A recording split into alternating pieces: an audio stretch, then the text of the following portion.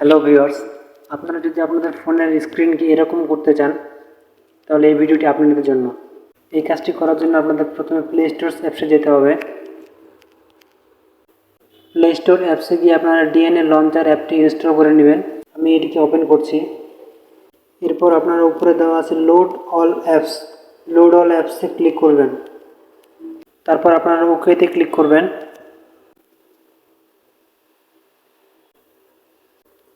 এবার আমরা ইনস্টল করা অ্যাপসটিতে যাব। এখানে দেখতে পাচ্ছেন লঞ্চার স্টাইল লেখা, এর উপর ক্লিক করবেন। এবার হোলোগ্রাফিক মোডে ক্লিক করবেন। আমাদের কাজ শেষ, এবার আমরা এখান থেকে বের হব। আবার আমরা ডিএনএ লঞ্চার অ্যাপসে ক্লিক করব। দেখুন ভিউয়ার্স, আমাদের কিন্তু রোল মডেল হয়ে গিয়েছে।